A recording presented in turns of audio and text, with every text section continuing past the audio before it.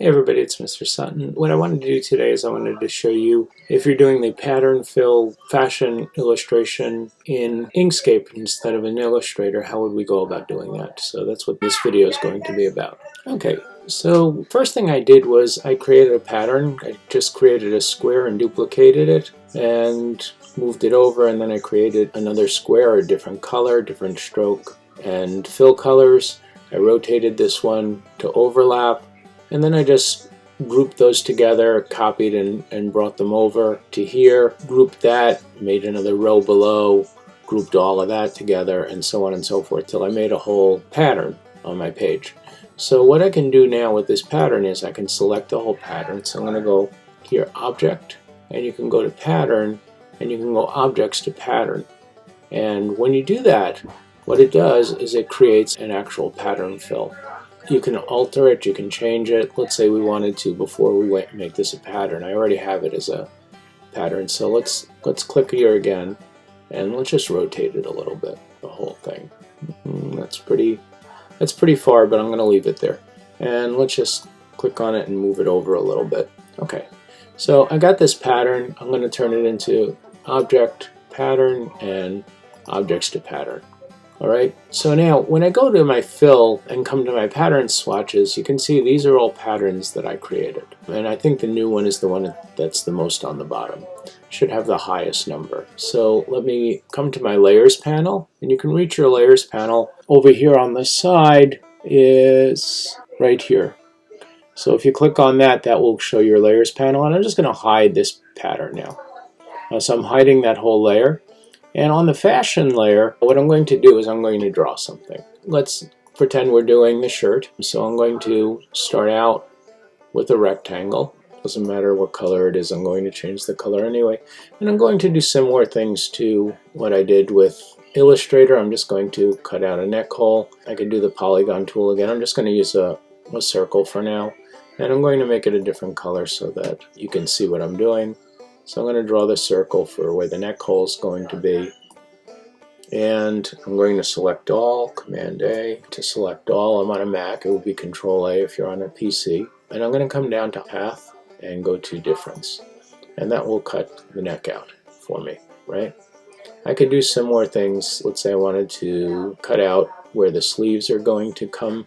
So let's do that. I'm going to cut off, make part of that sleeve, and probably make that a little taller. So I'm going to stretch it down a little bit to make the sleeve come down a little. Alright, so let's say that's where I want it.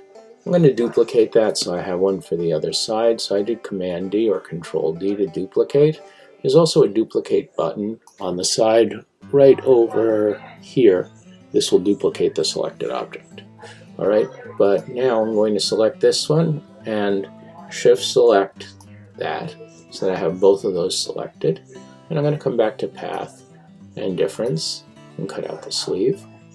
Then I'll bring this one over to about the same spot, and I want to cut out the sleeve again. So I'm going to select all now and Path, Difference, and cut out the sleeve. Alright, so now I'm starting to get a sort of a shirt look. I want to make some adjustments to it because, as I've said in the past, shirts aren't like squares. They have tapers to them and stuff.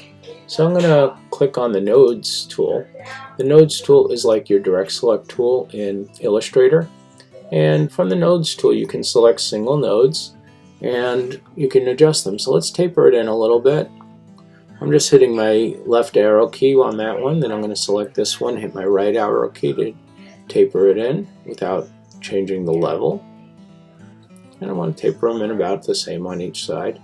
I could grab in the middle with the Nodes tool and drag it to curve it like I did with the other shirt. This is still a little bit wide for the bottom of a shirt, so I'm going to move it in even more. Let's go in another 5. Depends again the size of the shirt, the taper. I could make some more adjustments. Maybe this strap is going to come down a little bit more on this side because of the way shoulders work. They're not straight across. I didn't do that on the other shirts. Well, let's say we got that. I could add sleeves to it if I want. I could add additional nodes by double clicking on the line here, and I can drag out or in, or I can, between these two nodes, not select either one of them, and click in the middle and drag it out to kind of bolt it out there. And then click in the middle of this one to kind of push it in for the waistline. And again, approximately at the same length, I'm going to add another node there. Kind of pull this one out a little. I don't want to go too much, just a little bit of a taper. And then down at the waist, I want to pull it in a little bit for the waistline again. Now I can put in the sleeves and do all the other work, but for now what I want to do is I'll just leave this as a sleeveless, and I want to show you how to put the pattern in that I created now. So I'm going to go to my fill color. I got to select a shirt first. So go to my fill color, and over here is a patterns button, and when I click here it will put a pattern on there, but then I get to choose which pattern I want to put on. So this, I believe, is the newest one that I created. I'm going to click on that one, and you can see now I've got the pattern in the shirt. So that's basically what you're going to do. Okay, so I have the pattern that I altered, and I'm just going to again go Object, Pattern, and Objects to Pattern again. So it's going to make it as a new pattern, and when it's done making, I can come back to my fashion layer, and I'm going to be on that layer as my working layer. I'm going to shut off the pattern in the background, and now I should be able to come back to my fill and stroke and select this, of course, and then I can come to my newest pattern which goes down below here, and that would be the altered pattern, and now I've got a slightly different pattern in the shirt. Unlike Illustrator, the pattern moves with the garment in Inkscape, so I can't really adjust the pattern how it fits like that.